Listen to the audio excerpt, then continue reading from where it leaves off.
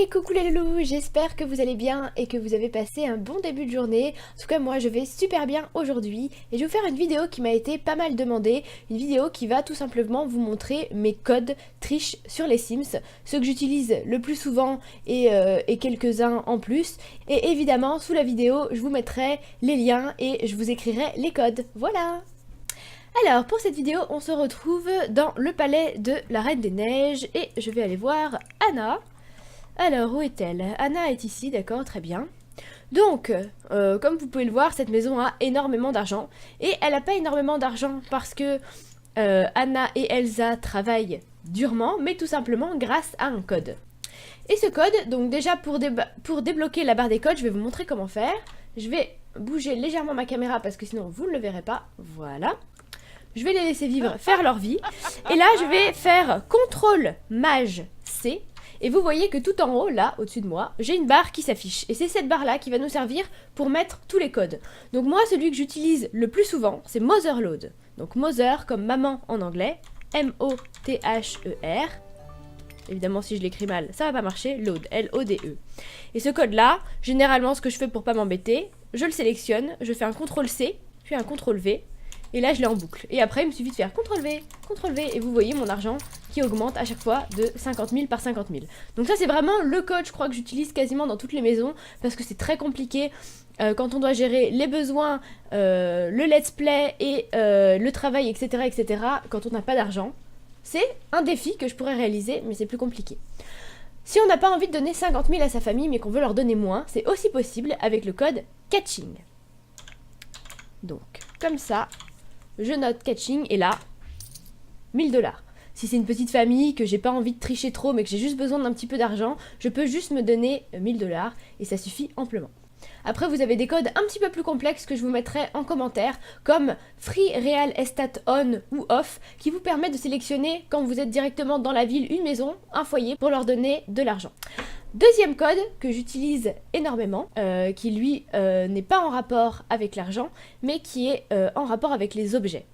Donc quand je vais dans le mode créatif, vous avez remarqué que je peux déplacer mes objets, mais je peux pas les déplacer où je veux. Il y a des cases par case que je dois respecter, il y a un ordre, enfin voilà, chaque objet a... comment expliquer? Par exemple, ici c'est rouge, je ne peux pas le mettre, et là on voit que voilà, c'est vert que ici. Alors je sais pas pourquoi, voilà. Je peux pas le mettre dans le coin là où il était de base. Donc ça veut dire qu'il a été mis avec un code. Pour enlever les carreaux qui sont très moches, j'appuie sur la touche G. Voilà. Et pour les remettre G, pareil. C'est quand même plus joli je trouve quand on les place.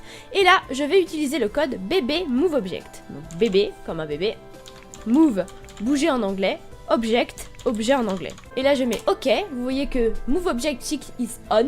Alors désolé, j'ai un accent anglais totalement pourri. Pour enlever cette grosse barre qui me gêne, j'appuie sur échappe. Et là, vous allez voir que je peux déplacer mon objet absolument partout. Il me suffit d'appuyer sur la touche Alt. Et là, je peux le placer au millimètre où je veux. Je peux même le mettre entre les deux portes, il y a plus, voilà, il peut traverser les murs, il peut vraiment se mettre où je veux et je peux caler mon armoire. Alors, je vous conseille de pas faire ça avec des objets qui sont utilisables. Par exemple, les chaises, vous amusez pas à les coller, etc. Vos Sims vont avoir du mal après à s'installer. Par contre, tous les objets qui ne bougent pas, tous les objets de décoration, éclatez-vous. Par exemple, celui-là, hop, je veux le coller un petit peu plus au piano. Voilà, bon, ça fait un petit peu bizarre, je le reconnais. Je les remets comme ils étaient de base. Mais voilà, là vous pouvez vraiment vous amuser, mettre des étagères. Alors là ils se sont amusés aussi, donc ici c'est intéressant, vous voyez ça c'est un aquarium. Donc de base l'aquarium est très petit. Si je sélectionne mon aquarium et que je vais en récupérer un autre, voilà. Ça c'est la taille d'un aquarium de base, ce petit aquarium. Et vous pouvez voir qu'ici il a grandi, donc moi je vais vendre celui-là, récupérer celui-là. Et ça c'est un autre code que j'adore, enfin c'est pas vraiment un code, c'est plus façon de faire. On se demande à quoi sert le petit chapeau chinois, et ben justement, je vais appuyer sur CTRL. Et je vais appuyer sur mon petit chapeau chinois. Alors pour moi sur mon clavier il est à côté du P, à droite du P. Et là, magie, mon objet va grandir. Voilà. Ça met un petit peu de temps à se faire. Et là, je peux avoir un aquarium géant. Alors je sais pas si on a un poisson. Je crois qu'on n'a pas mis de poisson. Donc je vais lui demander de rajouter un poisson qui va du coup être géant. Acheter un poisson. Allez, on va acheter un guppy. C'est parti. Est-ce que le guppy est tout petit ou est-ce qu'on va avoir un guppy géant? C'est la grande question. Alors, je ne vois pas le poisson. Peut-être qu'il est caché parce qu'il est tout petit. Petit poisson! Ok. Apparemment, nous avons un poisson. Je pense qu'il est parti se cacher dans le château. Très bien. Donc ça, c'est pour agrandir les objets et ça marche avec absolument tout. Par exemple, ici, j'ai mon petit fauteuil. Je rappuie sur ma touche G. Et si je veux l'agrandir, c'est pareil. Et on peut s'amuser, finalement, à faire une maison avec des objets immenses et qu'on ait l'air tout petit. Donc c'est vrai que pour Alice au Pays des Merveilles, ça peut être assez rigolo. Alors, il y a autre chose qui est très important et que j'ai déjà utilisé pour Barbie, parce que je sais pas si vous vous souvenez, mais dans mon let's play Barbie, j'ai eu un problème parce que mes enfants étaient jaunes. Et donc c'était très drôle, on a rigolé avec Homer Simpson, sauf que pour le let's play au long terme, j'avais pas du tout envie que mes enfants soient jaunes. Donc pour ce faire, j'ai utilisé un autre code. Donc là, ça s'est fait en 2 temps. J'ai d'abord mis un premier code qui s'appelle Testing Sheet. Et une fois que Testing Sheet On est OK, ils me mettent Sheets are enabled, ce qui veut dire que c'est d'accord. Et une fois que ça c'est fait, je vais me mettre CAS, C-A-S, point full dit mode. Alors celui-là, j'ai eu un peu de mal au début. Et voilà, et une fois que ça c'est OK, je vais sur mon personnage. Donc là, on va prendre par exemple notre Reine des Neiges, qui a une coiffure qui ne lui ressemble pas trop. Notre Reine des Neiges qui est en train de manger. Je vais trouver le miroir le plus proche. Ici, il y en a 2, c'est parfait. Et là, je vais lui demander de modifier son apparence. Notre Reine des Neiges est là. Elle fait un petit peu peur d'ailleurs, il va falloir la relooker bientôt. Et là, vous voyez que dans son visage, ses cheveux, etc., je peux absolument tout changer. Ce qui n'était pas le cas avant. C'est-à-dire que si j'ai envie que ma Reine des Neiges, pour X ou X raison, ait la peau violette, maintenant c'est possible. Ou si j'ai besoin qu'elle grossisse, qu'elle maigrisse, etc., c'est possible. Voilà, donc ça c'est bon. Alors moi je vais lui changer sa coupe de cheveux. J'ai pas encore trouvé de CC pour pouvoir avoir sa tresse sur le côté. Il va falloir que je me mette à chercher ça quand même pour qu'on ait une Reine des Neiges qui ressemble à une Reine des Neiges. Parce que là c'est vrai que c'est pas très ressemblant. On a la tenue, mais c'est tout. Alors là elle ressemble plus à des Vovos qu'autre chose, à mon perso. Voilà, je pense que je vais lui mettre cette coiffure sur le côté. En attendant de trouver mieux, et on va lui mettre un rouge à lèvres. C'est vrai que là elle est très maquillée. Allez, petit relooking de la Reine des Neiges en direct. Voilà, c'est un petit peu mieux déjà au niveau de la coiffure. Et là c'est pareil au niveau de son corps, si j'ai envie qu'elle maigrisse, qu'elle grossisse...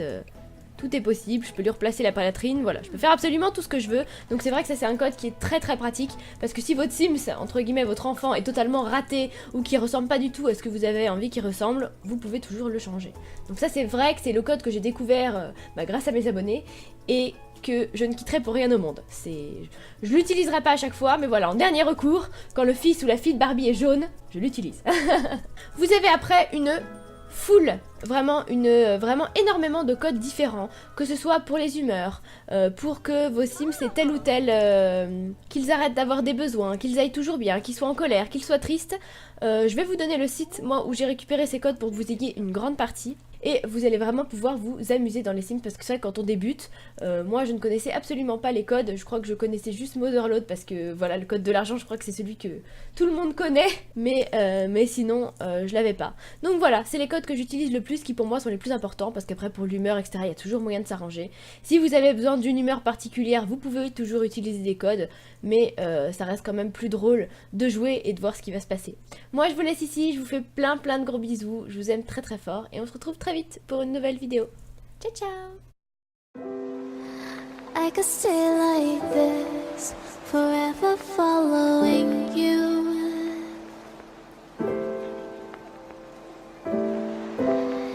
Just don't get too... Vous avez remarqué que je peux déplacer mes objets, mais je peux pas les déplacer où je veux. Il y a des cases par case que je dois respecter, il y a un ordre, enfin voilà, chaque objet a... comment expliquer? Par exemple, ici c'est rouge, je ne peux pas le mettre, et là on voit que voilà, c'est vert que ici. Alors je sais pas pourquoi, voilà, je peux pas le mettre dans le coin là où il était de base, donc ça veut dire qu'il a été mis avec un code. Pour enlever les carreaux qui sont très moches, j'appuie sur la touche G, voilà, et pour les remettre G, pareil. C'est quand même plus joli je trouve quand on les place. Et là, je vais utiliser le code BB Move Object. Donc bébé, comme un bébé, Move, bouger en anglais, Object, objet en anglais. Et là je mets OK, vous voyez que Move Object Check is on. Alors désolé, j'ai un accent anglais totalement pourri. Pour enlever cette grosse barre qui me gêne, j'appuie sur Échappe. Et là, vous allez voir que je peux déplacer mon objet absolument partout. Il me suffit d'appuyer sur la touche Alt. Et là, je peux le placer au millimètre où je veux. Je peux même le mettre entre les deux portes, il y a plus, voilà, il peut traverser les murs, il peut vraiment se mettre où je veux et je peux caler mon armoire. Alors je vous conseille de pas faire ça avec des objets qui sont utilisables, par exemple les chaises, vous amusez pas à les coller, etc. Vos Sims vont avoir du mal après à s'installer. Par contre, tous les objets qui ne bougent pas, tous les objets de décoration, éclatez-vous. Par exemple celui-là, hop, je veux le coller un petit peu plus au piano. Voilà, bon, ça fait un petit peu bizarre, je le reconnais. Je les remets comme ils étaient de base. Mais voilà, là c'est Motherload. Donc Mother comme maman en anglais, M-O-T-H-E-R. Évidemment, si je l'écris mal, ça va pas marcher. Load, L-O-D-E. Et ce code-là, généralement, ce que je fais pour pas m'embêter, je le sélectionne, je fais un CTRL-C, puis un CTRL-V, Et là je l'ai en boucle. Et après il me suffit de faire CTRL-V, CTRL-V. Et vous voyez mon argent qui augmente à chaque fois de 50 000 par 50 000. Donc ça c'est vraiment le code, je crois, que j'utilise quasiment dans toutes les maisons. Parce que c'est très compliqué quand on doit gérer les besoins, le let's play et le travail, etc. etc. quand on n'a pas d'argent. C'est un défi que je pourrais réaliser, mais c'est plus compliqué. Si on n'a pas envie de donner 50 000 à sa famille, mais qu'on veut leur donner moins, c'est aussi possible avec le code catching. Donc, comme ça, je note catching, et là, 1000 $. Si c'est une petite famille, que j'ai pas envie de tricher trop, mais que j'ai juste besoin d'un petit peu d'argent, je peux juste me donner 1000 $, et ça suffit amplement. Après, vous avez des codes un petit peu plus complexes que je vous mettrai en commentaire, comme Free Real Estate On ou Off, qui vous permet de sélectionner, quand vous êtes directement dans la ville, une maison, un foyer, pour leur donner de l'argent. Deuxième code que j'utilise énormément, qui lui n'est pas en rapport avec l'argent, mais qui est en rapport avec les objets. Donc quand je vais dans le mode création,